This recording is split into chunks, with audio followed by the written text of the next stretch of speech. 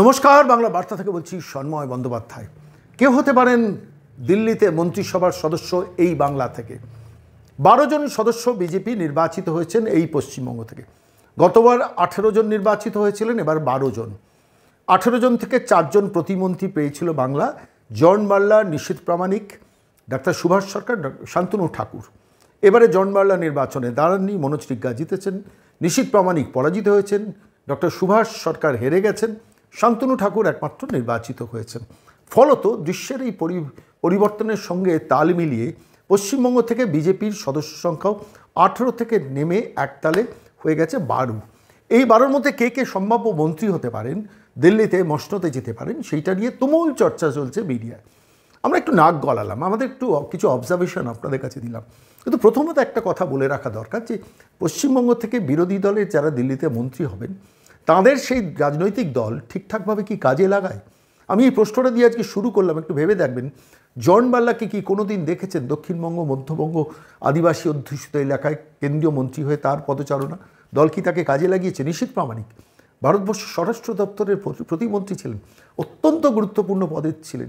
নিশীথ প্রামাণিককে দেখেছেন মধ্যবঙ্গে, দক্ষিণবঙ্গে বা উত্তরবঙ্গের কোনো জায়গায় নিশীথ প্রামাণিক ঘুরছেন, মানুষকে সহায় সম্বল দিচ্ছেন, পাশে দাঁড়াচ্ছেন, ভরসা যোগাচ্ছেন? একজন কেন্দ্রীয় মন্ত্রী, তিনি যখন যান তার প্রচুর সিকিউরিটি থাকে, পুলিশ ভ্যান থাকে, ফলত স্বাভাবিকভাবে তিনি গেলে তার এলাকায় একটা এফেক্ট পড়ে। নিশীথ প্রামাণিককে কি দল তাকে সেভাবে কাজে লাগিয়েছে? ডাক্তার সুভাষ সরকার। এর হচ্ছে প্রভূত পরিমাণ শিক্ষার দুর্নীতি হয়েছে। ডাক্তার সুভাষ সরকারকে এই বাংলার মানুষ, শিক্ষিত ছেলেরা কতদিন পেয়েছেন? এটা কিন্তু প্রশ্ন, এটা কিন্তু কোনো সমালোচনা নয়। গান্ধী মূর্তি, মাতঙ্গিনী হাজরার মূর্তির পাদদেশে যে ছেলেমেয়েরা বসে থেকেছে, ডাক্তার সুভাষ সরকার কেন্দ্রের প্রতিমন্ত্রী হিসেবে হয়তো দূর থেকে সমবেদনা জানিয়েছেন, তাদের পাশে এসেছেন। পশ্চিমবঙ্গের কোন কোন অঞ্চলে ডাক্তার সুভাষ সরকারকে দেখতে পেয়েছেন? এমনকি শান্তনু ঠাকুর, অত্যন্ত গুণী মানুষ, মতুয়াদের অত্যন্ত নিজের ঘরের মানুষ, কিন্তু সেই মানুষটি সারা পশ্চিমবঙ্গ জুড়ে তার পদচারণা কোথায়? আমি এই প্রশ্নগুলো আজকে, এই অপ্রিয় প্রশ্নগুলো করলাম তার কারণ বিজেপির কিন্তু 4 জন প্রতিমন্ত্রী পেয়েও তাকে সাংগঠনিকভাবে সারা পশ্চিমবঙ্গে তাদের কাজে লাগানি। আমি কেন এই কথাটা বলছি? একটু ফিরে যাই ফ্ল্যাশব্যাকে। 2009 তখন মমতা বন্দ্যোপাধ্যায় সবে 9 জন সাংসদ নিয়ে দিল্লিতে গেলেন। প্রথমবার বেশ বড় চাঙ্ক পেলেন, সাংসদ পেলেন মমতা বন্দ্যোপাধ্যায় ইউপিএ 2-তে অংশগ্রহণ করার জন্য দিল্লিতে গেলেন। সেখানে মন্ত্রিত্বের দরাদরিতে মমতা বন্দ্যোপাধ্যায় ওই 9 জনকে নিয়ে যে মন্ত্রিসভাটা সাজালেন, তার মধ্যে মমতা বন্দ্যোপাধ্যায় নিজে ছিলেন পূর্ণমন্ত্রী, রেলমন্ত্রী হয়েছিলেন, আর 6 জন প্রতিমন্ত্রীর পদ চেয়ে নিয়েছিলেন। আমার বেশ মনে আছে, সম্ভবত 9 কি 14 একটা সংখ্যা হবে সব মিলে। তার মধ্যে 6 জন প্রতিমন্ত্রী মমতা বন্দ্যোপাধ্যায় দিল্লি থেকে চেয়ে নিলেন ডক্টর মনমোহন সিংয়ের কাছ থেকে। এবং 6 জন প্রতিমন্ত্রী কোন কোন দফতরে ছিলেন তাঁরাও বোধহয় পরবর্তীকালে ভুলে গেছেন। তাঁদের দিয়ে মমতা কী কাজ করিয়েছেন? তখন বাম সরকার এই রাজত্বে রয়েছে। মমতা বন্দ্যোপাধ্যায় যেটা করিয়েছেন, এই 6 জন প্রতিমন্ত্রীকে সারা বাংলায় ছড়িয়ে দিয়েছেন। যে কোনো জায়গায় তৃণমূল কংগ্রেস, সিপিএমের দ্বারা আক্রান্ত হলে সেখানে মন্ত্রীরা 5টা 6টা সিকিউরিটি ভ্যান নিয়ে সেখানে পৌঁছে যেতেন। হুটার বাজানো, নীল আলো জ্বালানো গাড়ি, মন্ত্রী আসছেন, তাও আবার বাম রাজত্বে তৃণমূল মন্ত্রী, কেন্দ্রের মন্ত্রী। সেসব মন্ত্রীরা কিন্তু এ প্রান্ত থেকে ও প্রান্ত ঘুরে বেরিয়েছেন, মানুষের পাশে দাঁড়িয়েছেন। মমতা বন্দ্যোপাধ্যায় কিন্তু 6 জন প্রতিমন্ত্রীকে দিল্লিতে কাজে লাগাননি, পশ্চিমবঙ্গের মাটিতে সিপিএমের বিরুদ্ধে লড়াইয়ের ইনস্ট্রুমেন্ট করে দিয়েছেন। এটা আমার মনে আছে। মাঝে মাঝেই সমালোচনা হতো, এই 6 জন প্রতিমন্ত্রী দিল্লিতে কী করেন বসে? পশ্চিমবঙ্গ সবসময় তো পশ্চিমবঙ্গে পড়ে থাকেন, এই প্রান্ত থেকে ও প্রান্ত তাদের বিশাল কনভয় নিয়ে ঘুরে বেড়ান। আসলে সিপিএমের উপর মনস্তাত্ত্বিক প্রেশার ক্রিয়েট করা, প্রশাসনের উপর মনস্তাত্ত্বিক প্রেশার ক্রিয়েট করার জন্য এই 6 জন মন্ত্রীকে কাজে লাগিয়েছেন। মমতা দিল্লি, কলকাতা দুটোই করতেন, কিন্তু এই 6 জন মন্ত্রীকে পূর্ণ মাত্রায় কিন্তু পশ্চিমবঙ্গের বিভিন্ন গ্রামে গঞ্জে, শহরে, মফস্বলে ছুটিয়েছেন, কাজে লাগিয়েছেন। ফলত কেন্দ্রীয় মন্ত্রিসভায় যারা দায়িত্ব পান প্রতিমন্ত্রী, নিশ্চয়ই তাদের দিল্লিতে কাজ থাকে, কিন্তু যে রাজ্য থেকে তারা যান সেই রাজ্যের রাজনৈতিক স্বার্থ, সেই রাজ্যের দলগত স্বার্থ, সেই রাজ্যের মানুষের স্বার্থ, এগুলো নিয়ে তাদের লড়াইটা কিন্তু মানুষ মনে রাখে। ফলত এই 4 জন মন্ত্রী যে পশ্চিমবঙ্গ থেকে ছিলেন, আমি তাদের প্রতি অসম্মান জানিয়ে নয় শুধু বলছি, একটু ভালো করে ভেবে দেখবেন আপনারা যারা বাংলা বার্তার দর্শক, এই 4 জন মন্ত্রীকে কিন্তু বিজেপির তরফ থেকে সেভাবে কাজে লাগানো হয়নি। তারা এসছেন, তাদের নিজের কনস্টিটিউয়েন্সিতে মাঝে মধ্যে ঘোরাঘুরি করেছেন, আবার দিল্লিতে চলে গেছেন। এর ফলে কী হয়েছে? এলাকায় প্রচণ্ড ক্ষোভ যন্ত্রণা বেড়েছে, যার জন্য জন বার্লার মতো মন্ত্রীকে সরিয়ে ফেলতে হলো বিজেপিকে, যার জন্য নিশীথ প্রামাণিক 54,000 ভোটে গতবার জিতেছেন, এবার বোধহয় 43,000 ভোটে হেরে গেলেন। কেন, কিসের জন্য হারলেন? দিল্লিতে মন্ত্রিত্ব নিয়ে ব্যস্ত থাকতেন, মাঝে মাঝে আসতেন, কোনো পকেটে পকেটে ঘুরতেন, মানুষ সেটা ভালোভাবে নেননি। ডাক্তার সুভাষ সরকার, তার এলাকায় 26,000 নোটাতে ভোট পড়েছে, নিশ্চিতভাবে প্রতিবাদে ভোট। তৃণমূল তো গিয়ে আর বিজয়ী প্রার্থী অরূপ চক্রবর্তী ভোটাররা তো আর নোটাতে ভোট দেন, নিশ্চিতভাবে আমার ধারণা ডাক্তার সুভাষ সরকারের উপর ক্ষুব্ধ হয়ে বেশ কিছু মানুষ নোটাতে ভোট দিয়েছেন। 26,000, ভাবতে পারেন একটা কনস্টিটিউয়েন্সিতে। আমি এই কথাগুলো পর্যালোচনা করে আমি এবার আসবো যে এবার দিল্লিতে মন্ত্রী হিসেবে কারা যেতে পারে। দেখুন, এবারে দিল্লিতে কেন্দ্রীয় মন্ত্রিসভায় যে মন্ত্রিসভা ছিল তার মধ্যে 18 জন মন্ত্রী কিন্তু এবারে হেরে গেছেন। অর্থাৎ নরেন্দ্র মোদীর সরকারের 18 জন মন্ত্রী কিন্তু এবার পরাজিত। পশ্চিমবঙ্গ থেকে যেমন ডাক্তার সুভাষ সরকার হেরেছেন, নিশীথ প্রামাণিক হেরেছেন, আমেথি থেকে হেরেছেন আপনার স্মৃতি ইরানি, আপনারা জানেন, নিরঞ্জন সাধী নিরঞ্জন জ্যোতি তিনিই হেরে গেছেন, এর আরও অর্জুন মুন্ডা হেরে গেছেন। এরকম 18 জন মন্ত্রী সব মিলিয়ে ভারতবর্ষে কিন্তু নরেন্দ্র মোদী মন্ত্রিসভার এবারে হেরে গেছেন। ঠিক এই প্রেক্ষিতে দাঁড়িয়ে পশ্চিমবঙ্গ থেকে 12 জন নির্বাচিত হয়েছেন। প্রাক্তন মন্ত্রী হিসেবে একমাত্র শান্তনু ঠাকুর নির্বাচিত হয়েছেন। এবার আসুন যে এই 12 জনের মধ্যে কে কে দিল্লিতে মন্ত্রী হতে পারে। প্রথম কথা হচ্ছে এবারে 4 জন মন্ত্রী কিন্তু মন্ত্রিসভায় যাবেন না, প্রতিমন্ত্রী হিসেবেও 4 জন যাবেন না। এটা আমার ধারণা, ভুল হতে পারি। তার কারণ হচ্ছে 18 থেকে সংখ্যাটা 12 হয়েছে। একদিকে দিল্লিতে বিজেপি এককভাবে গরিষ্ঠতা পায়নি, তার নির্ভরশীলতা অনেকটা বিভিন্ন মানে শরিক দলের ওপর। এনডিএ মধ্যে রয়েছেন আপনার চন্দ্রবাবু নাইডু, তিনি মন্ত্রিসভায় গেছেন, মন্ত্রিসভায় তার লোকজন থাকবেন। পাশাপাশি আপনার নীতিশ কুমার, তার বেশ কিছু সাংসদ আছেন, তিনি তার মন্ত্রিসভায় তার হিসেবটা বুঝে নেবেন। চিরাগ পাসওয়ান রয়েছেন বিহার থেকে, তার 3-4 জন মন্ত্রী রয়েছেন, নির্বাচিত হয়েছেন, তাঁদের কেউ মন্ত্রিত্বে যাবেন। একনাথ শিন্ডে মুম্বাই থেকে আছেন, অজিত পাওয়ার রয়েছেন, এরকম রাষ্ট্রীয় লোকদলের একজন আছেন, সম্ভবত জয়ন্ত চৌধুরী আছেন। এরা প্রত্যেকেই একজন ক্যাবিনেট, 2 জন প্রতিমন্ত্রী, 3 জন, যাদের বিশেষ করে নীতিশ কুমার এবং চন্দ্রবাবু নাইডু তা হয়তো 2-3 জন পূর্ণমন্ত্রিত্ব চাইবেন। সেটার দিকে তো নজর থাকবে। সেটা নিয়ে বাংলার সংবাদ মাধ্যম যে রিপোর্টটা করেছে, প্রচণ্ড টাগ অফ ওয়ার চলছে, প্রচণ্ড চাপে বিজেপি, হতে পারে, অস্বাভাবিক কিছু নয়।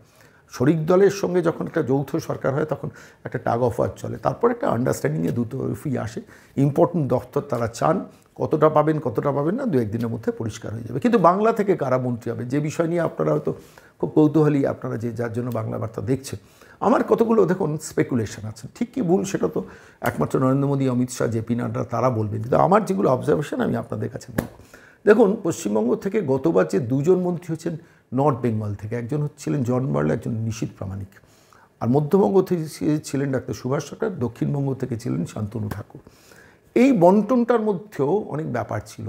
এসটি ক্যাটেগরির থেকে নির্বাচিত প্রতিনিধি জন বার্লাকে মন্ত্রী করা হয়েছিল, রাজবংশীদের রিপ্রেজেন্টেটিভ নিশীথ প্রামাণিককে মন্ত্রী করা হয়েছিল, আর দক্ষিণবঙ্গে মতুয়া সম্প্রদায়ের যিনি অত্যন্ত সম্মানীয় ব্যক্তি শান্তনু ঠাকুরকে মন্ত্রী করা হয়েছিল। আর সুভাষ সরকার পুরনো দিনের আরএসএস কর্মী, ফলত মধ্যবঙ্গ থেকে একজনকে দরকার, সুভাষ সরকারকে নেওয়া হয়েছিল। গত বছর আমরা অনেকেই এক্সপেক্ট করেছিলাম যে দিলীপবাবু মন্ত্রী হবেন, মেদিনীপুরে তখন সাংসদ ছিলেন, হননি। লকেট চট্টোপাধ্যায় মন্ত্রী হবেন, তিনি হননি। এরকম অনেকেই এক্সপেক্ট করা গিয়েছিলেন, তারা মন্ত্রী হননি।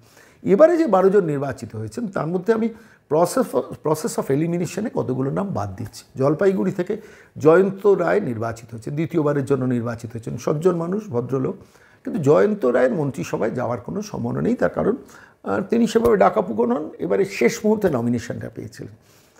আমাদের এটা স্পেকুলেশন, ভুল হতে পারি, কিন্তু আমার যেটা মনে হচ্ছে কার্তিক পাল রায়গঞ্জ থেকে নির্বাচিত হয়েছেন, তিনি অত্যন্ত মানে মধ্যবর্তী স্তরে একজন নেতা, তিনি নির্বাচিত হয়েছেন এবং কার্তিক পালের মন্ত্রিসভায় যাওয়ার কোনো জায়গা নেই, মানে পরিস্থিতি নেই। এই দুটো আমি প্রসেস অফ এলিমিনেশনে প্রথমেই বাদ দিচ্ছি। এবার নর্থ বেঙ্গলে তাহলে রইলেন কারা? মনোজ সিনহা রইলেন এবং রইলেন রাজু সিং বিস্তা। রাজু সিং বিস্তা গতবারও জিতেছেন, এবারও জিতেছেন। সম্ভাব্য মন্ত্রিসভায় রাজু বিস্তার একটা ডিমান্ড থাকবে যে রাজু বিস্তাকে নির্বাচনে দেওয়া হোক। দার্জিলিং পয়েন্টটা তার কাছে প্লাস পয়েন্ট, অর্থাৎ পাহাড়ি রিপ্রেজেন্টেটিভ একজন রাজু বিস্তাকে দিয়ে নর্থ বেঙ্গলকে রিপ্রেজেন্ট বিজেপি করাতে পারে। কিন্তু আমার নিজের মনে হচ্ছে সেই দৌড়ে কিন্তু মনোজ সিনহা অনেকটা এগিয়ে, তার কারণ তিনি একদম এসটি ক্যাটেগরি রিপ্রেজেন্টেটিভ এবং অত্যন্ত ভদ্রলোক, সজ্জন, বিধানসভায় একসময় বিরোধী দলনেতা ছিলেন, এবারে চিফ হুইপ হয়েছেন এবং মানুষ তাকে ভালোবাসেন, অত্যন্ত জনপ্রিয় মানুষ। তো সেই মনোজ সিনহা প্রথম সিলেকশন নর্থ বেঙ্গল থেকে যদি বিজেপি করে, মনোজ সিনহাকেও করতে পারে। নর্থ বেঙ্গলে আর যে জন রয়েছেন তিনি হচ্ছেন ডাক্তার সুকান্ত মজুমদার, তিনি রাজ্য বিজেপির সভাপতি। বিজেপির নিজস্ব নীতি কিছু আছে, যিনি সভাপতি হবেন তিনি আবার মন্ত্রী হবেন না, এরকম হতে পারে। ফলত সেই জায়গা থেকে যদি ডাক্তার সুকান্ত মজুমদার মন্ত্রিত্বে না যান, তার কারণ হবে তাকে রাজ্য সভাপতি রাখার ব্যাপারটা বিজেপি মনস্থির করে রেখেছে। ফলে মন্ত্রী কে হতে পারেন? ডাক্তার সুকান্ত মজুমদার কিন্তু মন্ত্রী হওয়ার একটা সম্ভাবনা আছে, তার কারণ তিনি সাংসদ সেরা 2 বার হয়েছেন, 1 বার নন। ফলত আলটিমেটলি তার একটা দাবি থাকতে পারে এবং তার নামটা বিবেচনার মধ্যেও আসতে পারে এবং নরেন্দ্র মোদীর সঙ্গে তার একটা ব্যক্তিগত সম্পর্কও আছে, আমরা জানি সেটা। ফলত ডাক্তার সুকান্ত মজুমদার কিন্তু এই দৌড়ে অনেকটা এগিয়ে আছে নর্থ বেঙ্গল থেকে। তাহলে কি মনোজ টিগ্গা ডাক্তার সুকান্ত মজুমদার এই কম্বিনেশন হবে যদি দুজন নমিনেটেড হয়? আমার মনে হয় না নর্থ বেঙ্গল থেকে বিজেপি দুজনকে একসঙ্গে মন্ত্রী করবেন, কাউকে একজনকে বাঁচবেন। আমাদের চয়েসে মনে হচ্ছে মনোজ টিগ্গা ভার্সেস ডাক্তার সুকান্ত মজুমদার। রাজু বিস্তা কিন্তু এই লড়াইয়ে নেই, যদিও তার একটা সম্ভাবনা আছে। এইটুকু বলে আমি চলে আসবো একটু মধ্যবঙ্গে। এখান থেকে সৌমিত্র খান এবার নির্বাচিত হয়েছেন, আপনারা জানেন, কিন্তু সৌমিত্র খান খুব মার্জিনালি জিতেছেন। সৌমিত্র খান 3 বারের সাংসদ, সেটা তার প্লাস পয়েন্ট এক। তার আগে তিনি বিধায়ক ছিলেন, সেটা তার একটা প্লাস পয়েন্ট।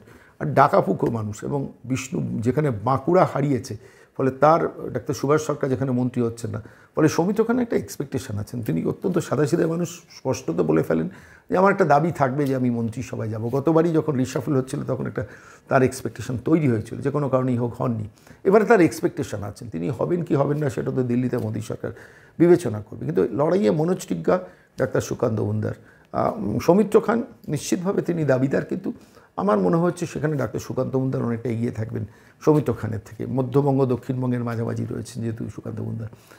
এবার সুকান্তবাবুকে যদি রাজ্য সভাপতি পদ থেকে সরানো হয়, তখনই কিন্তু সুকান্তবাবুকে মন্ত্রিত্বের জায়গায় নিয়ে যাওয়া হবে। এবার প্রশ্ন রইল যে পূর্ব মেদিনীপুর থেকে দুজন নির্বাচিত হয়েছেন। সৌমেন্দু অধিকারী এবার প্রথম নির্বাচিত হয়েছেন, জাস্টিস প্রাক্তন বিচারপতি অভিজিৎ গাঙ্গুলি এবার নির্বাচিত হয়েছে। তাহলে এদের মধ্যে কি কেউ হবে না? হ্যাঁ, প্রাক্তন বিচারপতি অভিজিৎ গাঙ্গুলির মন্ত্রী হওয়ার সম্ভাবনা আছে, অস্বীকার করবেন। সৌমেন্দুবাবু মন্ত্রিত্বে যাবেন না, কিন্তু গেলে অভিজিৎবাবু মন্ত্রিত্বে যেতে পারেন। আমি বলছি, আবারও বলছি, এই আলোচনাটা সম্পূর্ণত দুজন মন্ত্রিসভায় যাবেন, এবং দুজনই হয়তো প্রতিমন্ত্রী, অথবা একজন পূর্ণমন্ত্রী একজন প্রতিমন্ত্রী। এই সম্ভাবনার জায়গায় অভিজিৎ গাঙ্গুলির নামটা কিন্তু অনেকটা এগিয়ে আছে। আমি এইটুকু কথা বলে আমি এবার চলে যাব একটু অন্য জায়গায়, সেটা হচ্ছে দক্ষিণবঙ্গে আর যে দুজন রয়েছেন। জগন্নাথ সরকার রয়েছেন, এবং অবশ্যই রয়েছেন শান্তনু ঠাকুর। শান্তনু ঠাকুর গতবার মন্ত্রী ছিলেন, এবং তিনি চাপ দিয়ে সিএ তাকে লাগু করিয়েছেন, ফলত তার সঙ্গে কেন্দ্রীয় সরকারের খুব ভালো সম্পর্ক, সখ্যতা আছে। কিন্তু শান্তনু ঠাকুর কি এবার মন্ত্রী হবেন? হতে পারেন, আবার নাও হতে পারেন। দক্ষিণবঙ্গ থেকে যদি শান্তনু ঠাকুর, উত্তরবঙ্গ থেকে ডাক্তার সুকান্ত মজুমদার, অথবা মনোজ টিগ্গা, অথবা অভিজিৎ গাঙ্গুলি মধ্যবঙ্গ থেকে হতে পারেন। আমি জানি না অঙ্কটা কোন দিকে যাবে, কিন্তু প্রসেস অফ এলিমিনেশনে আপনারা যদি 5-6টা নাম বাছাই করতে পারেন, জগন্নাথবাবু অবশ্য দাবিদার হতেই পারেন, তার কারণ এবারে তিনি লক্ষাধিক ভোটে জিতেছেন, এবং মানে দাপিয়ে জিতেছেন যাকে বলা যায় রানাঘাট। কিন্তু জগন্নাথবাবু মন্ত্রিত্বের দৌড়ে থাকবেন না। যদি এই অঞ্চল থেকে বনগাঁ এবং মানে আমি বলছি রানাঘাট, এই অঞ্চল থেকে কেউ মন্ত্রী হন, তাহলে শান্তনুবাবুই আরেকবার পুনরায় হয়তো নমিনেশন পাবেন। আমি এই সম্পূর্ণ আলোচনাটা করলাম, দেখুন কে মন্ত্রী হবেন সেটা নরেন্দ্র মোদী, জেপি নাড্ডা, অমিত শাহ জানবেন না, আমি কি করে জানবো? কিন্তু আমার মস্তিষ্কে যে যুক্তিগুলো কাজ করছে আমি সেইগুলো আপনাদের বললাম। এই এই এই মন্ত্রিত্বের দৌড়ে যে মানুষগুলো এগিয়েছেন, অবশ্যই মনোজ টিগ্গা এগিয়েছেন, ডক্টর সুকান্ত মজুমদার এগিয়েছেন, এবং মধ্যবঙ্গ থেকে সৌমিত্র খান আছেন, এগিয়েছেন কিনা জানি না, আর অবশ্যই অভিজিৎ গাঙ্গুলি আছেন, এবং শান্তনু ঠাকুর আছেন। আমি যে কটা নাম বললাম সেই সংখ্যাটা গিয়ে দাঁড়ায় প্রায় 5 জন। তার বাইরে আছেন রাজু সিং বিস্তা। এই 5 জনের মধ্যে থেকে 2 জন কিন্তু শেষ পর্যন্ত মন্ত্রিসভায় আসবেন। এই 2 জন মন্ত্রিসভায় কে কে আসতে পারেন? উত্তরবঙ্গ দক্ষিণবঙ্গ একটা ডিভিশন হতে পারে, অথবা এরকম হতে পারে যে একদিকে মনোজ টিগ্গা, একদিকে শান্তনু ঠাকুর, অথবা এরকম হতে পারে যে প্রাক্তন বিচারপতি অভিজিৎ গাঙ্গুলি, মনোজ টিগ্গা। মানে আমি বলছি 2 জনের ফরমেশন যদি হয়, 12 জনের মধ্যে 3 জন মন্ত্রী হবেন বিশ্বাস করি না, কারণ এত ছোটো ছোটো ছোটো ছোটো অনেক সর্বভারতীয় ক্ষেত্রে ইকুয়েশন আছে। যদি এককভাবে বিজেপি মন্ত্রিসভায় যেত, আমার মনে হয়েছিল হতো, মানে মনে হয় যে সেক্ষেত্রে দাঁড়িয়ে বিজেপি 12 জনের মধ্যে থেকে 3 জন মন্ত্রী হয়তো নিয়ে নিতেন, কিন্তু এবারে সেই সম্ভাবনা ক্রমশ কম। 2 জন মন্ত্রী হবেন। আমাদের মনে হয়েছে যেভাবে গতি প্রকৃতি কেউ জানে না, যারা স্পেকুলেশন করছেন, আমি দেখলাম TV9 সম্ভবত বলছেন অভিজিৎবাবু কি মন্ত্রী হচ্ছেন, আবার নিউজে জি24 ঘন্টা একটা স্পেকুলেশন করছেন, 2 জনকে মন্ত্রিত্বর কথা বলছেন, তাঁদের সূত্র বলছেন এরা মন্ত্রী হতে পারে, মনোজ টিগ্গা, অভিজিৎ গাঙ্গুলি মন্ত্রী হতে পারে। আমি শুনছিলাম এই নামগুলো, কিন্তু আমার কাছে পরিষ্কার বলছি, এই ফিল্ড ইজ ওয়াইড ওপেন। যে কাউকে মন্ত্রী করতে পারেন। দিল্লির নিজস্ব ইকুয়েশন থাকে, অঙ্ক থাকে। গতবার যেমন এসটির তরফ থেকে জয়ন বার্লা, রাজবংশী, নিশীথ প্রামাণিক 2 জনকে নর্থ বেঙ্গলে গুরুত্ব দিয়ে তারপর মধ্যবঙ্গ হয়ে দক্ষিণবঙ্গে এসেছিল। এবারে সেই স্কোপটা কিন্তু ক্লোজড। এবারে 2 জন যদি মন্ত্রিসভায় যান, বলা যায় না 3 জন মন্ত্রী হয়ে গেলেন, এটাও হতে পারে, কিন্তু 2 জন যদি মন্ত্রী হয়, এই 5-6 জন যে নামগুলো আলোচনা করা হবে, এই লড়াই কিন্তু কার্তিক পাল কিংবা জগন্নাথ সরকার কিংবা ডাক্তার জয়ন্ত রায়, এই নামগুলো কিন্তু আলোচনিত হবে না। একটা নাম বাদ দিয়ে গেছি, সেটা হচ্ছে খগেন মুর্মু, মালদা থেকে বিজেপির প্রার্থী হিসেবে, বিজেপি ক্যান্ডিডেট হিসেবে নির্বাচিত হয়েছেন। উনিও কিন্তু একটু পিছিয়ে পড়া জনসমাজের প্রতিনিধি, কিন্তু একসময় যেহেতু বামপন্থী ঘরানা থেকে এসছেন, ফলে দ্বিতীয়বার নির্বাচিত হলেও খগেন মুর্মু মন্ত্রিসভায় যাবেন বলে আমার মনে হয় না। তো মন্ত্রিসভায় যে দুজন যাবে, এই 5টা যে তালিকা বললাম, এই 5 জনের মধ্যে থেকেই হওয়ার সম্ভাবনা বেশি। মনোজ টিগ্গা, ডাক্তার সুকান্ত মজুমদার, সৌমিত্র খান, অভিজিৎ গাঙ্গুলি এবং অবশ্যই শান্তনু ঠাকুর। এই 5 জনের মধ্যে থেকে 2 জন নির্বাচিত হবেন। কিন্তু শেষ করব সেই কথাটা বলে আবার, যে রাজ্য বিজেপি নেতৃত্বের কাছে অনুরোধ থাকবে 2026কে মাথায় রেখে যাঁরাই মন্ত্রী হন, তাঁরা যেন এই রাজ্যের এই প্রান্ত থেকে সেই প্রান্ত ঘুরে বেড়ান। সেটি কিন্তু গত 5 বছরের চিন্তায় চেতনায় কেন আসেনি, মনস্কতায় কেন আসেনি, বিজেপি রাজ্য নেতৃত্ব ভালো বলবেন যে তাদের কিন্তু পশ্চিমবঙ্গের সংগঠন গড়ার ক্ষেত্রে কাজে লাগানো হয়নি। তারা কথা হলেই বলবেন আমরা গঠনতন্ত্রের কথা বলবো, কিন্তু গঠনতন্ত্র করতে গিয়ে তো 18 থেকে 12 হয়েছে। আপনি যদি আপনার রিসোর্সগুলোকে কাজে না লাগান, প্রেশার টেকনিকটাকে যদি ব্যবহার না করেন, কেন্দ্রীয় মন্ত্রী হওয়ার যে যে যে যে যে জায়গাটা, মানে সাংঘাতিক একটা প্রেশার থাকে, সেই প্রেশারটা যদি পশ্চিমবঙ্গের রাজনীতিতে কাজে না লাগান, তাহলে কিসের গঠনতন্ত্র, কিসের রাজনীতি আমি জানি না। আমি রাজ্য বিজেপি নেতৃত্বের এই অঙ্কটা বুঝি না। আমি দেখেছি নিশীথ প্রামাণিককে কাজে লাগানো হয়নি, জন মাল্লাকে কাজে লাগানো হয়নি। জঙ্গলমহলে জন মাল্লাকে নিয়ে তো কাজে লাগানো যেত, কেন কাজে লাগাননি? শান্তনু ঠাকুরকে তো সারা পশ্চিমবঙ্গে যেখানে যেখানে মতুয়া ভোটার আছে সেখানে তো কাজে লাগানো যেত, কেন কাজে লাগানো হয়নি? শহর আরবান এলাকায় যেখানে সুভাষ সরকারের মতো একটু পড়াশোনা জানা মানুষ, তাকে তো বিজেপির ফেস হিসেবে তুলে ধরা যেত, কেন কাজে লাগানো হয়নি? উত্তর দেবেন যারা রাজ্য অফিসে বসে থাকেন, যারা রাজ্যটা চালিয়েছেন গত কয়েক বছর, তারা উত্তর দেবেন। কিন্তু আমি আজকের এই প্রতিবেদন শেষ করার আগে অভিজিৎ গাঙ্গুলির কথাটা একবার বলবো, যে অভিজিৎবাবু সম্ভাব্য মন্ত্রী হতে পারেন বলে অনেক দিন ধরে শোনা যাচ্ছিল, কিন্তু এই পরিবর্তিত পরিস্থিতিতে তিনি হবেন কিনা জানি না। কিন্তু অভিজিৎবাবুকে কিন্তু বিজেপির কেন্দ্রীয় মন্ত্রিসভায় জায়গা দিলে আমি বলছি তৃণমূল কংগ্রেস কিন্তু প্রেশারে পড়বে।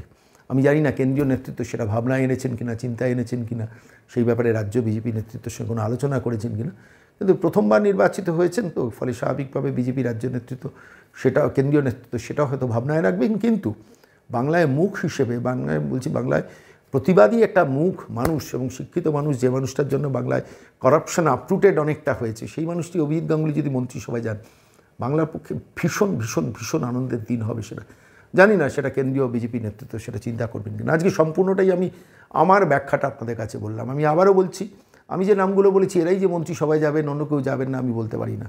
সেটা কেন্দ্রীয় বিজেপি বা কেন্দ্রীয় সরকার নরেন্দ্র মোদী সেটা সিদ্ধান্ত নেবেন। কিন্তু আমার যেগুলো মনে হয়েছে আমি সেইগুলো বললাম, যে এই নামগুলো নিয়ে আলোচনার মধ্যে আসবে। 12র মধ্যে প্রথম 5-এ যে নামগুলো বললাম, সেই নামগুলোর মধ্যেই সম্ভাবনা আছে 2 জন কেন্দ্রীয় মন্ত্রিসভায় যাবেন, কিন্তু সংখ্যাটা 2 হওয়ার সম্ভাবনাই বেশি। হতে পারে 3 জন হয়ে যেতে পারে, হতে পারে 4 জন হতে পারে, হতে পারে 1 জনও হয়ে যেতে পারে। সবই দরজা খোলা থাকছে, কেন কেন্দ্রে যে সরকার এবারে শপথ নিচ্ছে তাতে প্রচুর শরিক, ফলে শরিকদের সন্তুষ্ট করতে গেলে বাংলা সন্তুষ্ট থাকবেন কিনা, বাংলার বিজেপি নেতৃত্ব সন্তুষ্ট থাকবেন কিনা আমি জানি না। আপাতত এইটুকুই থাকলো। বাকি যা যা ডেভেলপমেন্ট হবে সেটা নিয়ে প্রত্যেকদিন বাংলার বার্তায় ফিরে আসবো সকাল 8টায়।